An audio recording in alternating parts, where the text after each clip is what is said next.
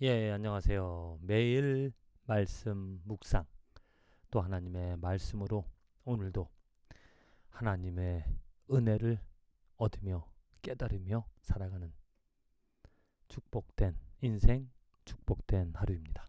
3월 14일 오늘 그 말씀은 출애굽기 25장, 잠언 1장, 그리고 요한복음 4장, 고린도후서 13장의 말씀입니다.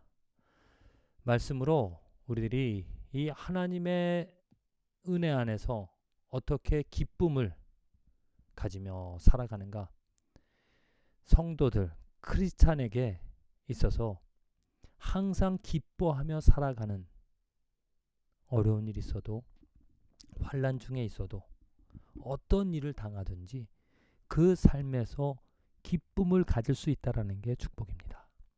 어떻게 기쁨을 가질 수 있을 것인가, 그 기쁨의 내용이 무엇이고 또 기쁨을 누릴 수 있는 하나님께서 우리들에게 어떻게 기쁨을 내려 그 기회를 주시는지를 한번 말씀을 통해서 깨달았으면 좋겠습니다. 먼저 출애굽기 25장입니다. 이제 하나님께서 모세에게 이제 성막을 짓는, 또 그 안에 여러 가지 기구들을 만드는 것들에 대해서 이야기를 하는데, 뭐 이런저런 뭐 많은 그 물건들, 또 모양들에 대해서 구체적으로 어떻게 만들라고 이야기를 하시지만, 무엇보다도 가장 중요한 것은 어떠한 말씀인가, 이겁니다. 이스라엘 자손에게 명령하여 내게 예물을 가져오라 하고 기쁜 마음으로 내는 자가 내게 바치는 모든 것을 너희는 받을지라. 그들이 가져온 것으로 이제 성소 안에 들어가는 여러 가지 많은 그 물건들, 또 성막들, 이렇게 짓게 되어졌는데, 그들이 가지고 오는 그것을 명령하는데, 중요한 것은 무엇이냐면 기쁜 마음으로 내는 자, 기쁜 마음으로, 그냥 마지못해서 내라고 하니까 내고자 하는, 또 아니면 다른 사람들의 눈총을 받기 싫어서 어쩔 수 없이 내는 그러한 것들이 아니라, 정말 기쁨 때문에 하나님의 성막을, 하나님께서 원하시는 것을, 거룩한 것을 위하여서 내가 드리는 것으로 만들어지고 세워질 수 있다는 그런 기쁨, 하나님의 일에 동참하는 그 기쁨으로 가져오는 그 물건들을 바치는 것을 받으라고 이야기를 합니다. 단순히 이스라엘 사람들, 그때 당시에 성막을 짓고자 하는 그 사람들이 에게만 해당되는 것이 아니라, 지금도 우리가 예배를 드리는 것, 정말 신앙인이라면, 믿음을 가진 사람이라면, 하나님의 맛을 아는, 하나님의 크기를 아는 사람은 기쁨으로 나아간다라는 것이죠. 기쁨으로 예배를 드리고, 기쁨으로 예물을 드리고, 기쁨으로 기도를 하고, 기쁨으로 봉사를 하며 살아간다는 겁니다. 정말 중요한 순서가, 감사함과 기쁨이 있고 나서 그 뒤에, 그 감사와 기쁨이 없다면, 아니면 감사와 기쁨을 위하여서 봉사하는 사람들 많습니다. 내가 이것을 하면 하나님 이것을 해주겠지, 그런 어떠한 보상 심리, 그러한 것으로 마치 하나님과 거래를 하듯이 하는 그런 것들이 많은데, 그것보다 더 진실한 예배는, 더 참된 섬김은, 봉사는 정말 기쁨을 가지고 나를 위하여서 이미 하나님께서 베풀어 주신 그 은혜를 깨달아 감사하고 기뻐하는 그 마음으로 내 시간을, 내 물질을, 내 모든 것들을 드릴 수 있다라면, 그게 바로 하나님께서 우리들에게 내려주시는 하나님의 섭리, 하나님의 축복의 방법인 줄로 믿습니다. 이어서 이제 잠언의 말씀입니다. 잠언, 한마디로 지혜의 말씀이죠. 지혜. 그 잠언을 통하여서 이 잠언 기자가, 솔로몬이 어떠한 말을 하는가?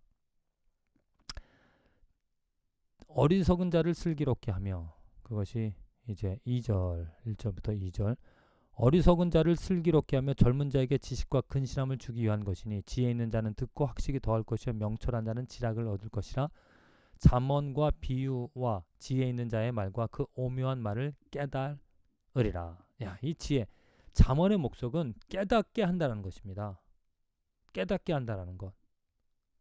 잠언을 통하여서 알지 못하였던 것을 알게 되어진 것. 하나님의 율법을 통하여서 또 하나님께서 왜 이런 일들을 이렇게 살아가게 하시는지 그 지혜들을 알게 깨닫게 하심으로 지혜롭게 해 주신다는 거죠.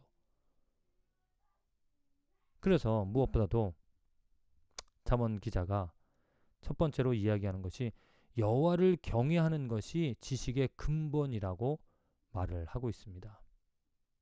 어떻게 깨달음을 얻는가, 어떻게 지혜를 얻겠는가? 바로 여호와를 경외함으로 인하여서. 여기서 여호와를 경외한다는 것은 무엇이냐면 하나님을 즐거워한다, 하나님을 인정한다, 하나님을 인정함으로, 하나님을 경배함으로 하나님을 기뻐한다는 것이죠. 분명히 29절에 이야기를 하고 있습니다. 대저 너희가 지식을 미워하며 여호와 경외하기를 즐거워하지 아니하며 나의 교훈을 받지 아니하고 나의 모든 책망을 없인 여겼습니다. 그래서 너희에게 어떻게 해요? 슬픔과 두려움이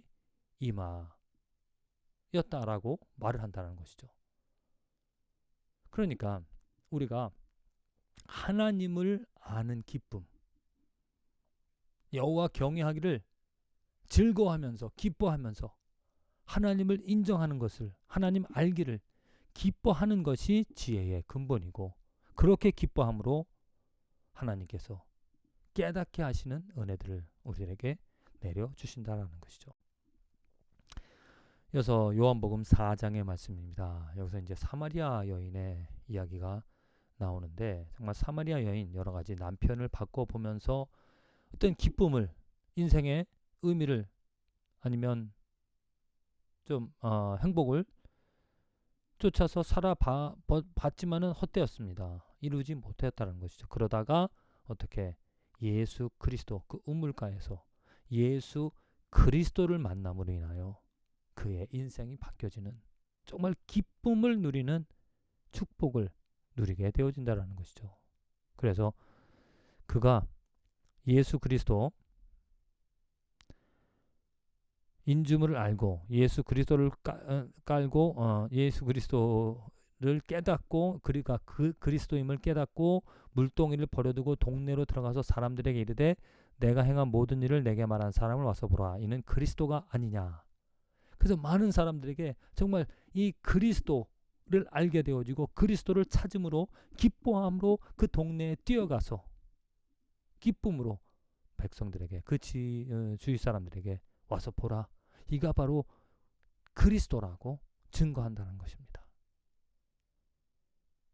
정말 그 사마리아 여자의 그 마음을 우리가 헤아려 볼 때 얼마나 기뻤을까.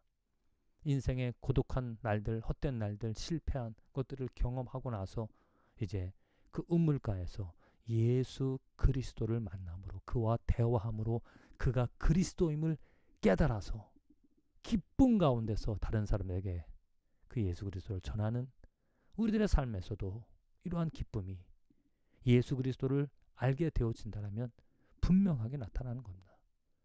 증거하게 되어진다는 거죠. 예수 그리스도가 누구인지를, 그가 행한 것들, 그의 말씀들을, 그의 마음을, 그의 사랑을 깨닫게 되어줌으로 내가 기뻐서, 내가 즐거워, 내가 감격하여서 그 기쁨을 가지고 다른 사람들에게 전하는, 그럼 또 더한 또 큰 기쁨이 나오겠죠. 고린도후서 13장의 말씀입니다. 이제 마지막으로 사도 바울이 그 서신을 마치면서 하는 말인데 11절 그가 말하는 바, 그의 결론은 이것입니다. 마지막으로 말하노니 형제들아 기뻐하라, 온전하게 되며 위로를 받으며 마음을 같이하며 평안할지어다. 또 사랑과 평강의 하나님이 너희와 함께 계시리라. 거룩하게 입맞춤으로 서로 무난하라. 마지막으로 기뻐하라. 왜 기뻐하라고 말을 하겠습니까? 그들의 삶에서 예수 그리스도 때문에, 예수 그리스도가 당한 고난과 그의 부활하심 때문에 너희들은 그가 함께하고 그가 승리하게 하고 그가 이끌어 가게 하는, 하나님에게 붙잡힌, 하나님과 동행하는 그런 삶이기 때문에 기뻐하라는 것입니다. 바울이 그 고난과 역경과 어려움 속에서도 정말 이 기쁨을 외치며 또 기쁨을 가지고 다른 성도들에게 기뻐하라고 말할 수 있었다는 것은 그가 먼저 체험한, 분명하게 그는 예수 그리스도 때문에, 그가 만난 예수 그리스도 때문에 그 어려움 속에서도 기뻐할 수 있었다는 겁니다. 자, 오늘도 분명히 하나님께서는 우리들에게 예수 그리스도로 말미암아 기쁨을 제공하여 주십니다. 예수 그리스도가 지혜자고 예수 그리스도가 우리들에게 기쁨의 근원이 되어 주십니다. 그 예수 그리스도를 알게 되어지고 예수 그리스도의 이름을 부를 때 샘솟는 그가 나의 샘물이 되어 주셔서 그가 나의 깊은 곳에 은밀하게 하나님께서 샘물을 넣어주셔 생수를 공급받게 해주셔서 그 예수 그리스도로 어려움과 환난 속에서도 고통 가운데서도 이 삶의 매일매일 삶에 정말 슬픔이 있을지라도 우리는 예수 그리스도 때문에 위로를 얻을 수 있고 기쁨을 가지며 살아갈 수가 있다는 겁니다.